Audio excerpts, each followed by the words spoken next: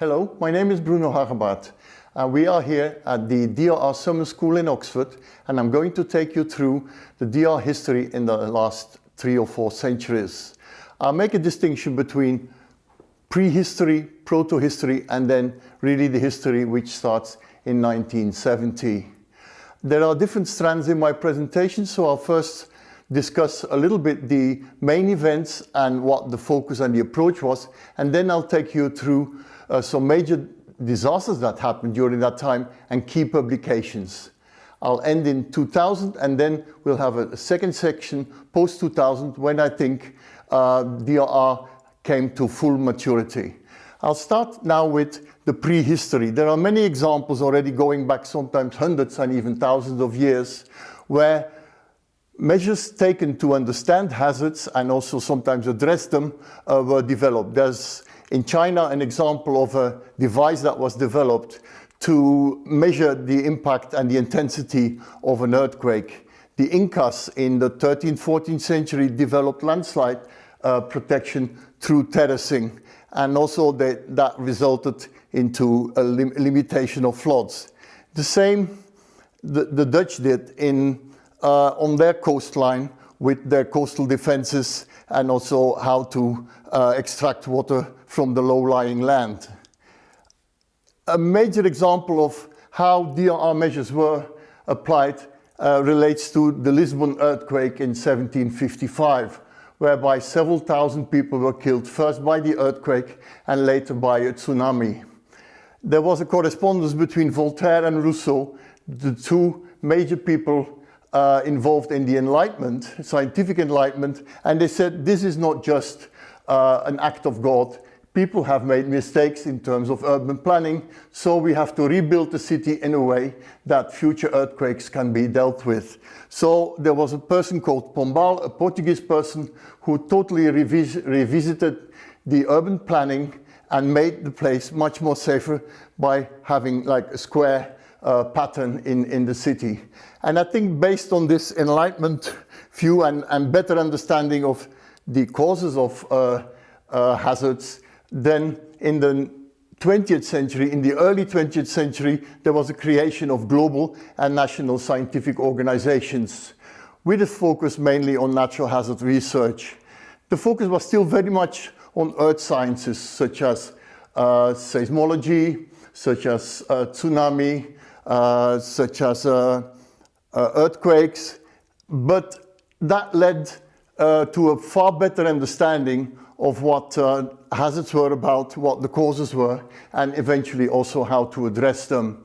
So I'm now going to highlight in the period 1970 to 1980 what have been the major hazards and disasters that happened, and also some of the key publications during that period, as well as the involvement of a few pioneers in that first decade. I think a major disaster which happened in 1970 was Bangladesh cyclone Bola, who killed over 500,000 people.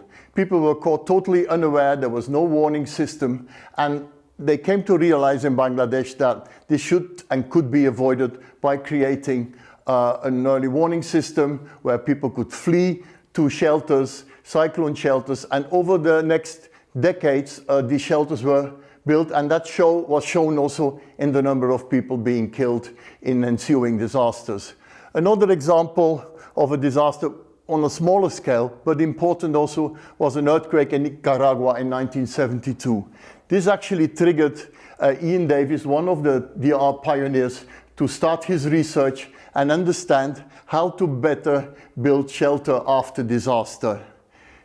During that period, the early period was still very technocratic, focusing on engineering and hazard, but slowly also social and behavioral dimensions came into the research, especially through a person called Gilbert White in the US, who was an expert in flood management, and said that disasters are not just hazards, but they're also related to the behavioral of people, to the fact that they actually choose to live in floodplains because that's where the livelihood opportunities are. So that brought in more of a social and behavioral dimension into the disaster thinking, which is still different from talking about social construction of risk, which came later.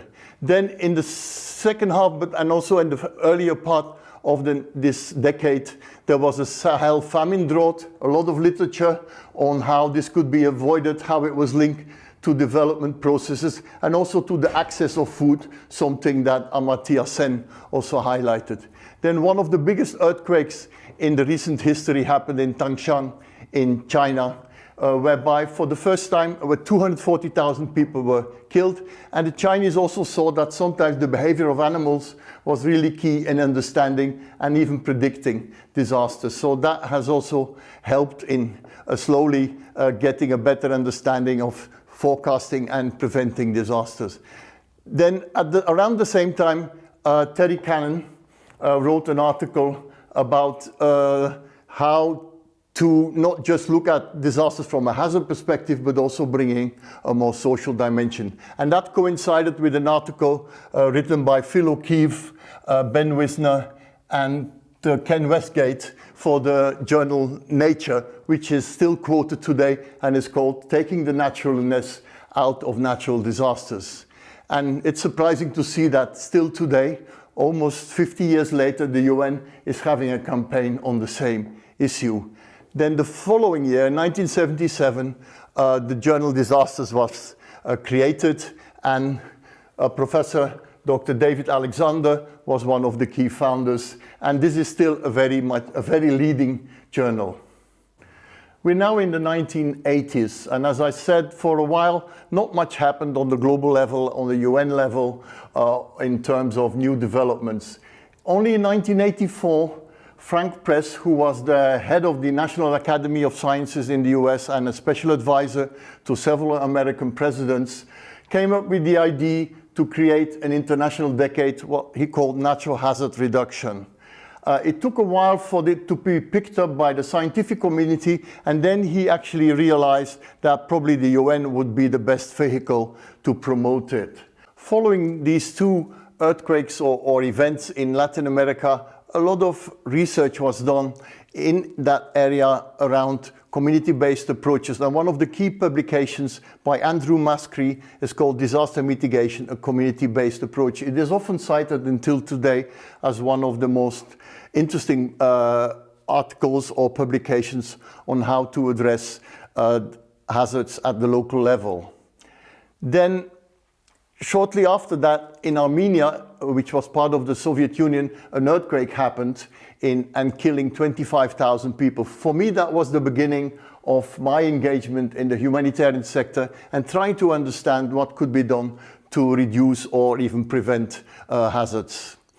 Then we're moving to 1990. As I mentioned, this was the start of the IDNDR, the decade, and also the start of the engagement of some of the pioneers who are present here at the summer school.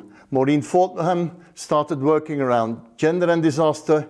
John Twigg started also working on local level work with a number of British NGOs. And there was a major publication called Rising from the Ashes by Mary Anderson and Peter Woodrow, who for the first time developed a methodology and a tool how to assess risk at the local level, looking at capacity, vulnerability, and then the hazard, and linking it to development. Then we moved to 1991, where a major, even bigger cyclone happened and killing 138,000 people, a lot less than the one that happened in 1970. But thanks to better preparedness, thanks to setting up the shelters, but still there was room for improvement, which was shown in the coming decades, that if you establish a well-functioning warning system at the local level, moving people out of harm's way, you can drastically reduce the mortality and the number of people killed by cyclones. Then Professor Ian Davis, together with Yasmin Aysan, developed a publication called Disaster and the Small Dwelling, which was an interesting publication because it did not just talk about the bigger buildings and infrastructure work, but also about how can small dwellings sometimes through self-protection, be built so that people are less vulnerable to mainly earthquakes or other major risks. We are now in the second half of the 1990s. And as I mentioned, the World Conference on Disaster Reduction in Yokohama, Japan took place. And at the same time, a major publication was produced, which was called At Risk: Natural Hazards, People's Vulnerability and Disasters by Piers Blakey, Terry Cannon, Ian Davis and Ben Wisner. It is a must-read for everybody who's interested in DRR. And for the very first time, it created a framework which was called the Crunch Model, which highlighted social construction of risk, so-called vulnerability paradigm, whereby clear links were made with root causes and how deeply embedded disasters and risk were in the whole development process. So I would advise everybody to read that if they haven't read it yet. Then I think in follow-up to some of this thinking and the Yokohama conference, a lot of work started on community-based or community-managed DRR. Civil society got more interested, more NGOs got capacity, got funding for it, and also gender and inclusion issues were more and more prevalent in DRR work at the local level. And a last step was that for the first time, the organizations were able to use and develop in an effective way participatory tools to engage communities in identifying the hazard vulnerabilities and their own capacities to address disaster risk. An important publication in that respect was called Reducing Risk by IFRC, published by Elsa Holloway and Astrid von Kotze. And a lot of tools and a lot of methodologies were highlighted in there. As I mentioned, also gender and inclusion became more prevalent in work, and the key publication in that respect is called The Gender Terrain of Disaster Through Women's Eyes by Elaine Enerson and Betty Hearn. We are now in the year 2000. A lot has happened since that date, and one would wonder if this is already part of history or this is still very much what is happening up to today. But I'll just briefly highlight some key developments during that period. In 2000, the IDNDR was replaced by the International Strategy for Disaster Reduction, UNISDR. Also around that time, more attention was paid to climate change, because then the IPCC processes and the whole reflection on how a changing climate could affect the risk of disasters was getting much more media and research attention. In terms of publications, there was a second edition of At Risk, which built on the experience the past 10 years and also kind of improved the crunch model.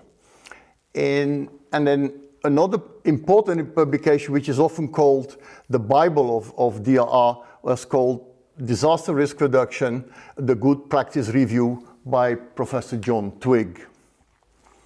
During that time, the major disaster that happened was the Indian Ocean earthquake and tsunami, which killed over 220,000 people and has had a major impact on countries in the region, and also got a lot of media attention because quite a few European holidaymakers were killed during that event. Then we have to go to 2005, when at the end of the Yokohama framework, the Kobe World Conference took place in Japan again, and which created the Hyogo framework for action for the next 10 years. The subtitle of that framework was called The Resilience of Nations and Communities. The word resilience although it existed already a long time, even in the disaster world, got a lot of attention, and it kind of added a lot of debate and sometimes also some value to the work that was done in DRR. Then in 2008, there was a major cyclone called Nargis in Myanmar, which killed 140,000 people, and it happened partly because people in Myanmar did not have a lot of experience with cyclones, and they were caught unaware, and there is proof that maybe a changing climate was already contributing to a change in the trajectories of cyclones. So this was already like a sign on the wall that disaster risk reduction was no longer business as usual. We are now at the last and most recent period that I will discuss. In 2015, in Sendai in Japan, the World Conference took place, and a new framework was created, which was called the Sendai Framework, from 2015 to 2030. They made a longer period because they thought it was important to see more clear results than just in the period of 1 decade. During that time, there was increasing attention also to so-called nature-based solutions, whereby the link between disasters, people and their environment, and how environment can be used to protect people, and how to protect the environment also to make sure that in the longer term, with a combination of climate change, people were not increasingly vulnerable to disasters. At the same time, systemic risk became much more of a topic, whereby disaster risk was looked at from a much wider angle, looking at how society and all the activities could contribute to risk, and that there was a need for a more multi-hazard, more multidisciplinary approach than was taking place before. Then in 2010 also a Haiti earthquake took place, which killed up to 200,000 people, and which is still affecting the country up to today. 2020 saw a lot of debate around disaster risk creation, which was like turning around the whole discussion about disaster risk reduction, saying that disaster risk creation is actually much more a cause that needs to be taken seriously, whereby development decisions are creating future risk, and that this can be avoided if risk is much more integrated in the analysis of development pathways.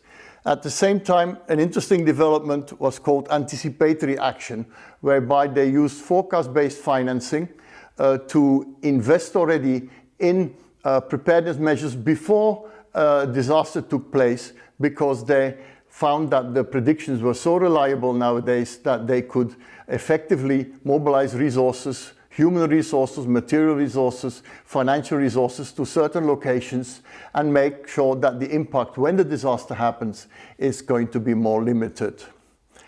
And then finally, now we're at 2023, whereby the Turkey-Syria earthquake killed over 60,000 people.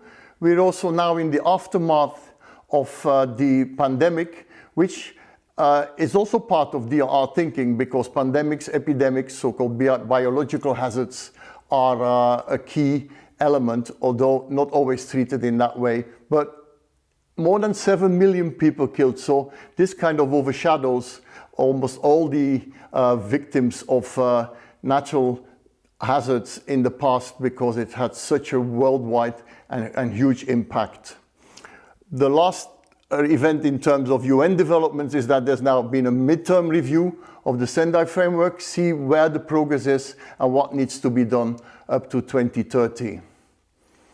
Maybe to conclude, I want to say that what I presented is very much a global Western view, Eurocentric view even, on the whole history of DRR. I'm fully aware that in the different regions in the world, you would have a very different story, different people involved, and probably different developments as well. We also have to take into account that scientific knowledge is just one of the knowledges around disasters, and that also local knowledge, local understanding of hazards, and the cultural beliefs of people need to be taken into account when reflecting on how disaster history has taken place.